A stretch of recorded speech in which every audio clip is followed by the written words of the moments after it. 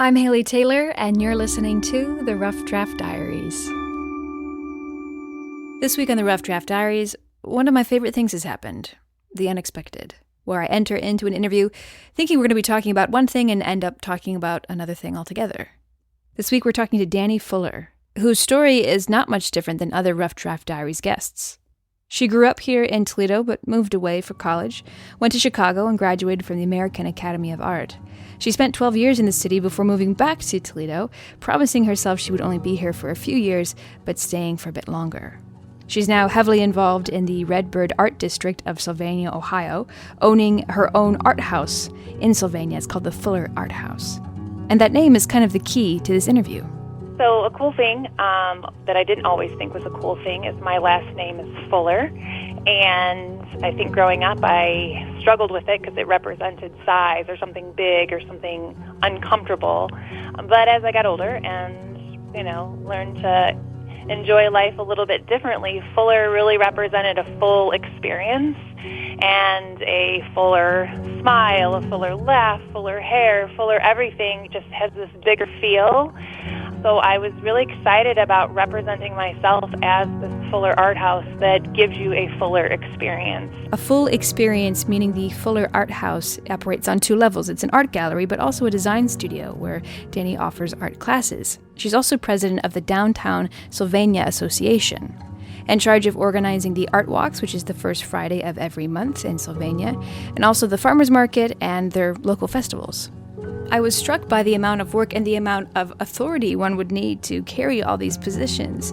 And yet it's that one thing, authority, autonomy over your own voice, that Dani mentioned that she struggled with. I think I've always had the potential to have a big personality or to have confidence. I don't know that I was raised in a home where confidence and presence and, shooting for the stars was nurtured. I think I come from more, some insecurities and fears and not necessarily those leap of faith type people. And I guess I just fortunately got thrown into certain situations in my 20s and 30s where I had to, step up, and it's just a matter of constantly hearing your own voice.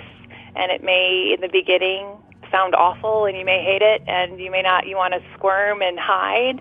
But I think over the years I've had to hear it enough and try it enough and experience enough that I've kind of learned how to confidently put one foot in front of the other and see action and see process and know that, if you believe in something, you can get to the other side, but you do have to, keep pushing for it, and you have to keep hearing it, and you have to keep trying. So no, this is new for me, and it's something I talk a lot about even as an art instructor and as a coach.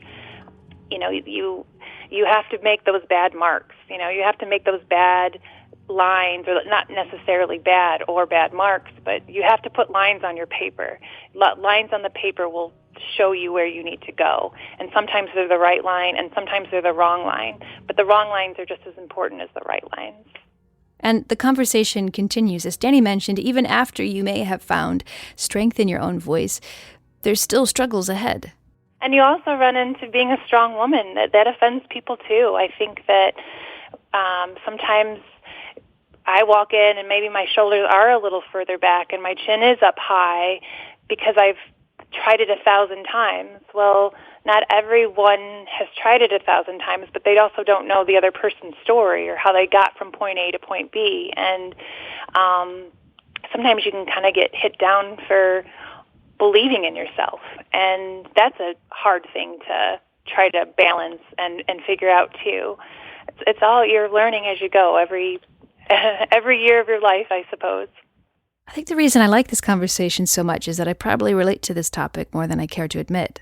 Dani mentioned in a previous interview that the one thing she wished people knew about her was her bravery, that she's done a lot that scared her out of her mind, that she's afraid, but she's pushed through it all to still do the work, saying, "I'm more afraid than people realize, but I guess we all are at different times."